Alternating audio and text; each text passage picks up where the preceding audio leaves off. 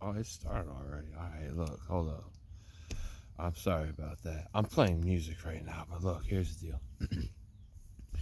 Y'all ever think sometimes life's trying to tell you something and you don't know why? And because you don't know why, it's clearly in such consistent repetition throughout time. Why do you keep showing me this? Why do I keep seeing this thing?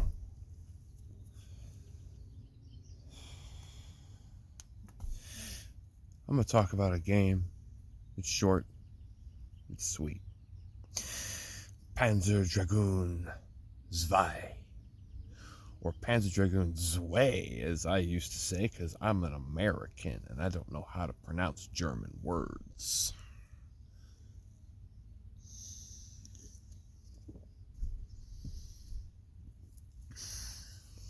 Sega Saturn was a system I never really had when I was a kid. We had Nintendo, Super Nintendo.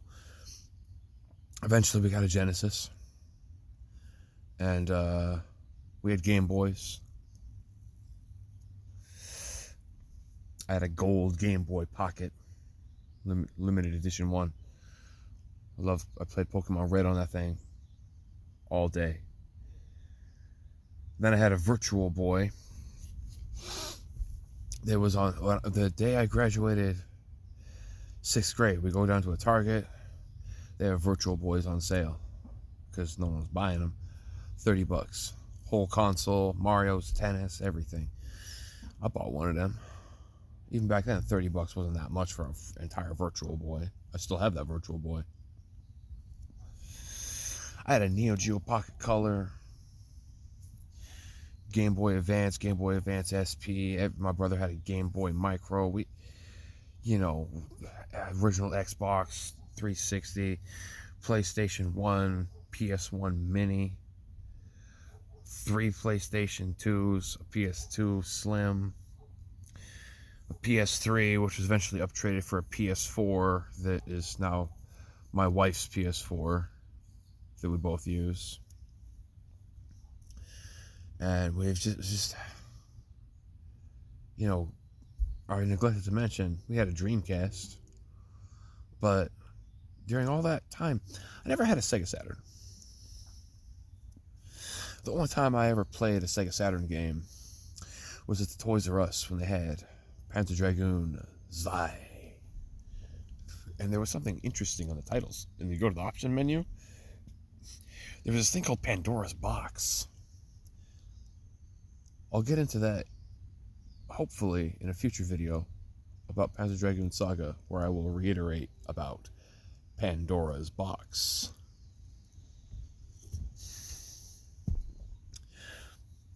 But TLDR is that you gotta 100% this game to unlock Pandora's Box. It's your reward for full clearing the game. Someone had come into this kiosk so frequently that they had 100% cleared the game, and then the super ultimate Pandora's Box was already opened the first time I ever got to play with this game. And it's like, oh man, you can give yourself a 9-way infinite ammo machine gun. You can give yourself a 15-way infinite ammo shotgun machine gun that fires prismatic bullets. Oh man, this is insane. Also, your dragon pukes homing lasers. This game's amazing. I finally got to play. I'm just going to make a whole Panzer Dragoon. I could talk about all of it right now. I could just do it now. Who cares? I don't need to get into the nitty gritty. You can play these games. What I love about all these games is that it always puts you in the pilot seat of a dude with, some kind of mystical special dragon gun. And wherever you point the gun's crosshairs, you can press and hold the trigger and sweep it over an enemy.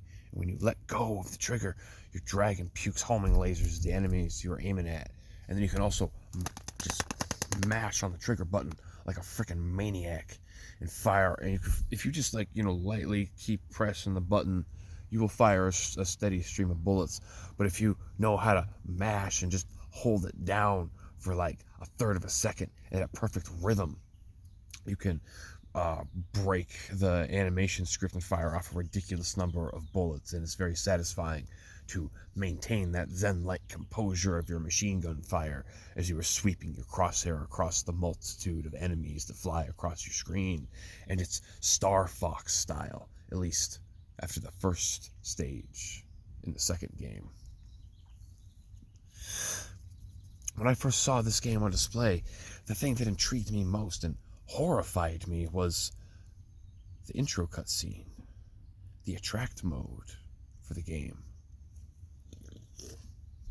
depicting this young man in a just wasteland desert village, and he has to like show the elders of his village, oh look, there's a baby dragon. I found a baby dragon out on my thing. And so they take it out into public and they shoot a bunch of crossbows into it and they execute it in public. And this dude watches this little baby dragon that he was trying to care for executed without any concern or care for taking of its life. And everyone else who just killed it walks away from it in disgust as he goes and picks up the head of the corpse and thinks to himself, all right, you know what? Next time I find a dragon, I ain't gonna tell you all about it.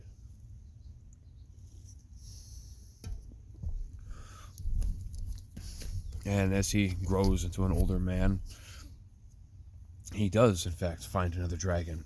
But this one has something very special about it. He noticed from the outside, just looking at the chest of this beast, there was a light radiating from inside, somewhere between the esophagus and the throat and the stomach. Somewhere in there, inside of the creature, was a light.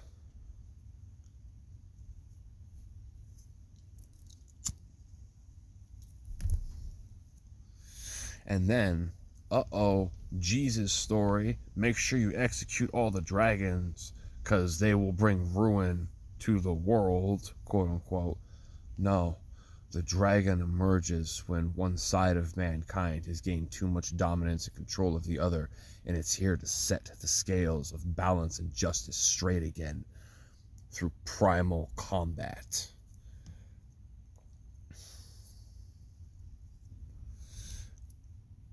And then, one day, as the rider is taking Lagi, L-A-G-I, Lagi, taking him out up on the hill to try and get him to learn how to fly. He's a couple years old now, and he needs to learn how to use his wings and fly on his own. And just at that moment when he starts to glide, they come to a cliff and stop. Not because of trepidation of flying entirely, but because this is a Japanese video game, and the Empire is dropping bombs on your hometown off in the distance. And you are seeing everyone and everything you've ever known breaking and shattering into flaming, ruinous ash. And Lagi, connected to the one who saved him and preserved his life from those who would otherwise kill him, the light inside of him suddenly bursts forth out of his mouth. But the lasers he just barfed out of his mouth, feeling the rage and anger and injustice welling up inside the heart of his own pilot, jumps off the cliff, glides down directly to where someone who once perhaps sympathized with these dragons in the past, in the ruins of one of their houses, carried a dragon gun. Alright, let's blow these son bitches straight to hell. This is Panzer Dragoon. This is infinite ammo, no reloading, shoot forever, make your dragon barf. It's also unlimited, doesn't take a resource, infinite. I can lock on and just puke lasers at everything. It doesn't matter how fast they are, it doesn't matter how quick their maneuverability is. I shoot homing lasers at everything that would threaten my pilot, the one who saved my life. His rage and his vengeance are now mine to carry out. And then after the first stage, you go into this, you blow up this big old nasty warship, and you see them carrying this ancient creature they've excavated from the mines, and you just go into this canyon, and there's a point where it's just a cliff again, and then Logi has to face his fears, and you have to relive your anxieties at that moment when you saw your village being destroyed. But this time, there's no going back. We're already running too fast. Just jump, spread your wings. And there's a moment where the music just cuts out, and all you hear is the flapping of wings as your dragon now flies freely through the sky. But then here comes some more enemies, and guess what? This is now Star Fox with a frickin' dragon. And the gameplay shifts up at that moment. It is one of the coolest things in any game. You begin to feel your dragon getting stronger, getting more courageous, willing to do things on your behalf. And the better you play at this game, the more it judges you with points after each stage, and your dragon starts evolving, changing into more adequate forms for the task at hand.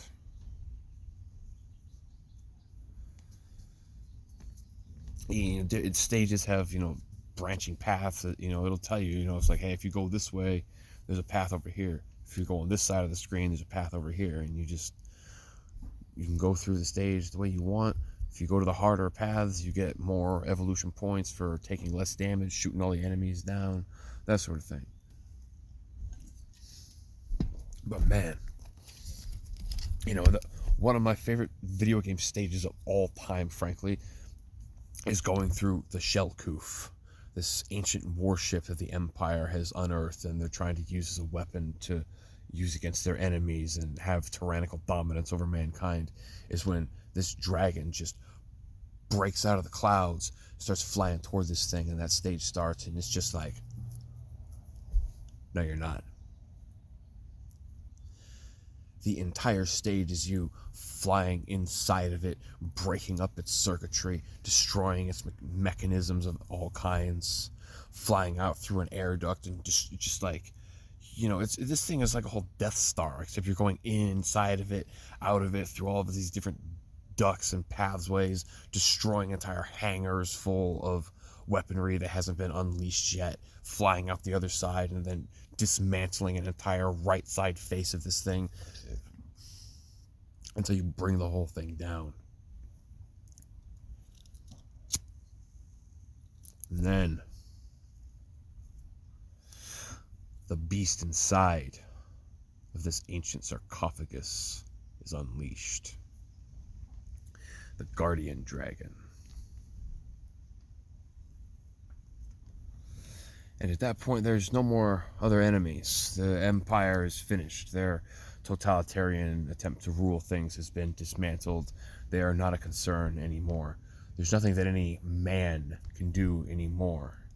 It's just you up here, so far above any potential cloud line that you're bordering on reaching space herself.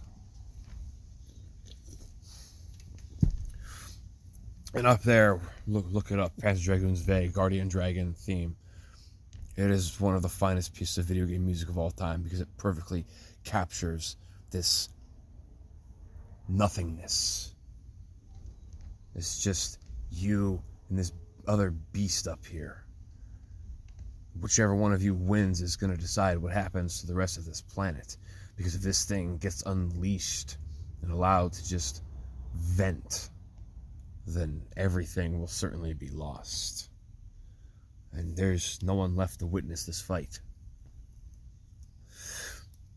Whether the land continues on in peace or whether it falls into nothingness and becomes vaporized into complete oblivion, no one either way will know why it happened, because it's happening up here, so far beyond the comprehension and perception of anything else that could possibly live and survive in this inhospitable altitude. far beyond anything that could ever be. Here, we will decide the fate of all things.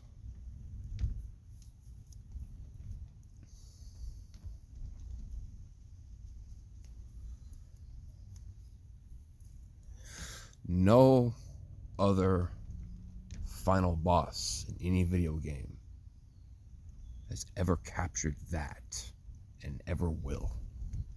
That is a unique brilliance.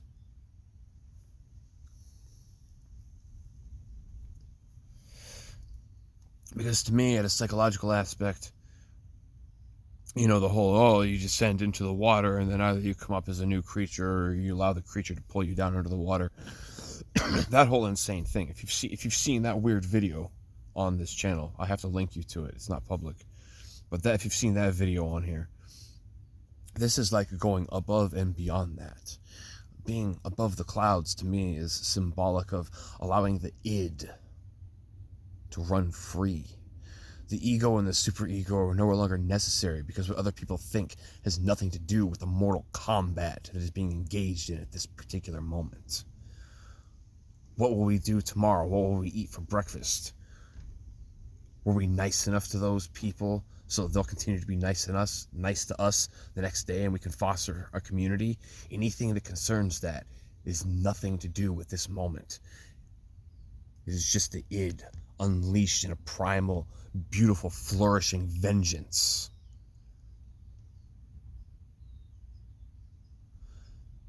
And that's just the second game in this series.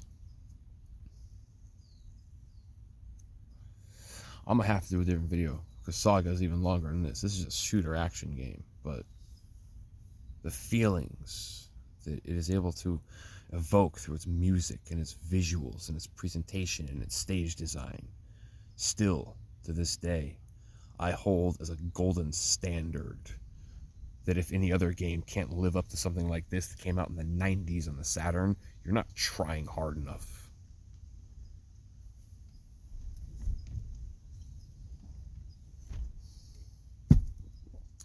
Thank you for listening to me ramble about this game. You could probably be halfway through playing it if you were just doing that right now. It's not a very long game, but every single moment of it is jam-packed with fantastic action, wonderful music, satisfying sound effects, and good, strong, impacting visuals. Oh, and also, there's a limit break meter.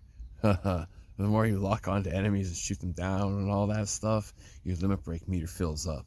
And once that thing's at max, you just hit the, hey, dragon, lose your effing mind button. And it starts literally puking uncontrollable Godzilla nuclear fire vomit in all directions. And if there's anything in range, it's not going to be for much longer. Because it's going to get puked out of existence 360 degrees, every single thing around you.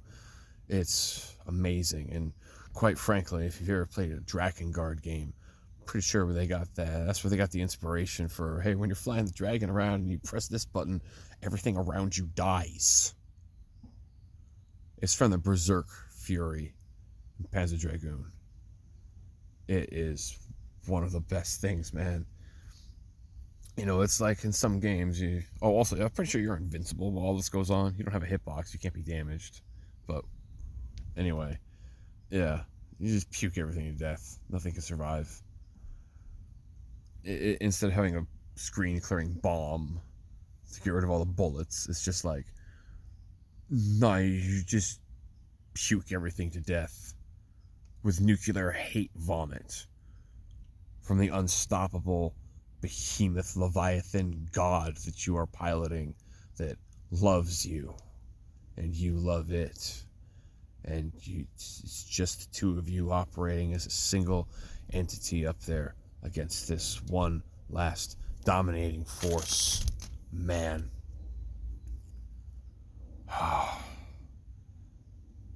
That entire moment, that entire final boss, to me, evokes far more deeper emotions than most of the fine arts which I've ever seen, frankly. It is just without the content of sensuality or sexuality to it, it is just so bitterly romantic.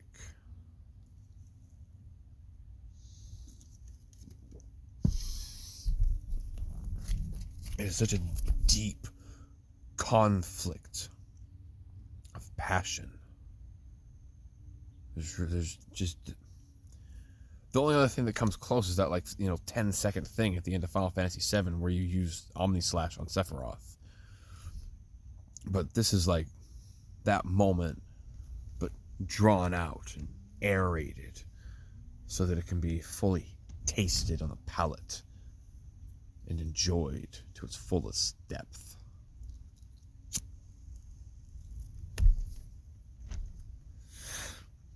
It's my opinion about a game where you shoot a gun and fly a dragon. I think that's what it might have been for most people, but I like to dissect games and movies, anime. I like to take them apart piecemeal. And even looking at every single individual component of this game alone, it is made and crafted with a very intimate love that, to me, to this day, hasn't just stood the test of time. It has aged like one of the finest video game wines that has ever been made. Definitely check that one out. Does not take too much of your time. Thanks for listening. Appreciate your time. God bless.